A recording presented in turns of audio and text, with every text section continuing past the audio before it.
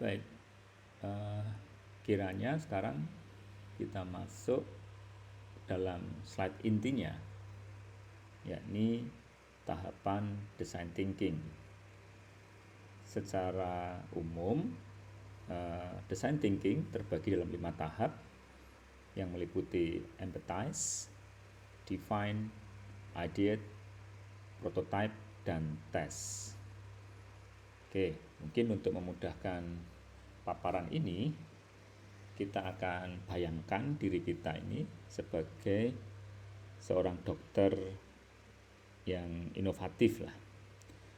Nah, pasien kita ini adalah pasien yang memiliki problem yang cukup kompleks. Maka kira-kira proses diagnosisnya hingga nanti terapi inovatif yang kita tawarkan kurang lebih tahapannya akan seperti ini. Jadi awal kita masuk pada tahapan empathize, yakni mencoba untuk memahami pengguna secara mendalam. Tahap pertama ini seperti proses observasi ya dalam dunia medis. Jadi kita tidak langsung memberi resep, tetapi kita akan mendengarkan dulu keluhan pasien, mencoba untuk ikut merasakan dulu apa-apa yang sekiranya dirasakan oleh pasien, dan usahakan hadir sepenuhnya dalam konteks tidak hanya secara fisik tetapi juga bentuk perhatian yang cukup penuh. Yang dimaksud tentunya bukan sekedar hadir mendengarkan enggak, tetapi mungkin fokus mimik kita, kemudian gerak tubuh kita, segala hal yang ada pada kita itu kita hadirkan untuk mencoba menyelami kehidupan dari pasien atau nanti mungkin pengguna, calon pengguna dari produk yang akan kita create. Nah, siapapun itu ya, mungkin pasiennya, mungkin keluarga pasiennya, atau mungkin tenaga medik yang nanti akan menggunakan solusi yang akan kita tawarkan. Nah, apa tujuannya kok kita harus seperti itu? Tujuan kita hadir sepenuhnya tentunya adalah menumbuhkan rasa empati yang setulus mungkin, agar solusi yang ditawarkan nanti tidak hanya rasional tetapi juga solusi yang menyentuh sisi emosional mereka. Oke, itu yang pertama. Kemudian yang kedua, itu akan masuk ke tataran perumusan masalah utama atau define. Jadi setelah mengumpulkan cerita dan pengalaman dari pengguna yang kita kategorikan sebagai pasien gitu kan, saatnya untuk merumuskan inti permasalahan.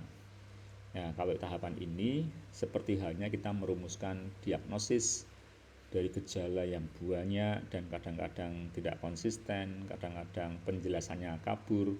Kita harus bisa menarik benang merahnya.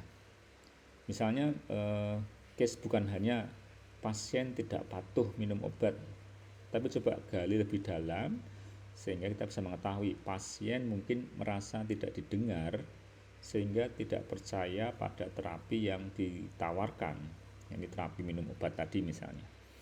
Jadi diasumsikan mungkin kita tahu permasalahannya adalah kurangnya keterlibatan pasien dalam menentukan treatment yang harus dilalui oleh pasien tersebut.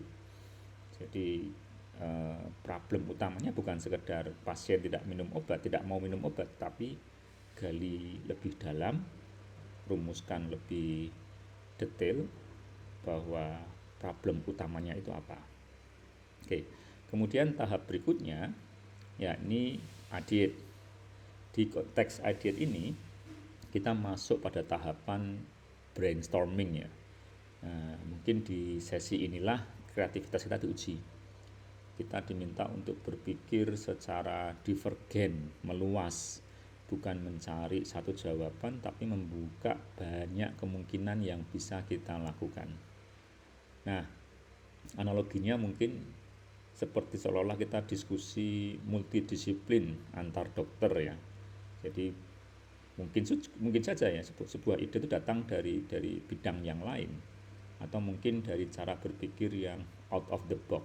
Nah, ini tahapan di mana mulai memikirkan berbagai possibility solusi yang bisa menyelesaikan permasalahan yang sudah kita define.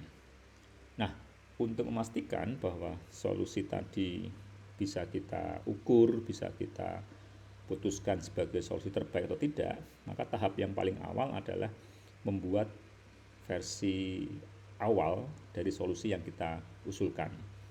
Jadi tahapan ini ibarat membuat mock up ya, atau sampel terapi. Jadi tidak langsung program besar atau mungkin tidak langsung membuat alat yang canggih, tapi kita buat dulu versi simpelnya, versi sederhana. Nah, setidaknya nanti cukup bisa untuk mengilustrasikan ide-ide yang konteksnya masih abstrak di sini ya, di Ideate ini. Di sebelum kita membuat aplikasi, misalnya membuat aplikasi pendamping pasien diabetik misalnya. Jadi kita mulai dulu dengan sketsa atau simulasi kertas sederhana. Prototipenya itu dalam bentuk mock-up desain aplikasinya misalnya. Nah, itu sudah cukup sebagai bentuk dari solusi awal. Nah, jika sudah, maka produk yang setengah jadi tadi atau purwarupa atau prototipe ini kemudian kita coba untuk kita uji. Nah, kita uji apakah ide tersebut cukup membantu, apakah pengguna mungkin merasa lebih nyaman, lebih percaya, lebih baik. Nah, itu bisa kita jadikan sebagai bentuk uji coba pada pengguna. Seperti halnya uji klinis namun skala kecil gitu ya. Tahap ini nanti bisa membantu kita mendapatkan feedback. Jadi apakah betul prototipe yang kita buat memang mampu menyelesaikan permasalahan sebagaimana yang didefinisikan. Oke, jadi ringkasnya kurang lebih seperti itu. Jadi dengan kata lain, design thinking bukan mencari solusi yang paling canggih, tapi kita coba untuk membangun secara iteratif ya, nanti akan berulang, membangun solusi yang paling relevan, yang muncul dari empathize, jadi mendengarkan, mengalami, membersamai secara aktif pada pengguna atau pasien kita, kemudian mendefinisikan dengan nyata problem utamanya apa, mengabstraksikan solusi, kemudian merealisasikan dan menguji. Nah, tahapan ini tahapan yang akan dilakukan secara berulang. Ya, seperti dalam praktek kedokteran lah. Kita tentu perlu menyesuaikan terapi dengan respon dari pasien seperti apa. Apakah semakin membaik atau tidak ada perubahan atau justru lebih parah. Jadi perlu ada evaluasi secara kontinu dan perbaikan secara progresif di setiap langkahnya. Oke, itu secara singkat. Kita akan lanjut lebih detail lagi di slide berikutnya.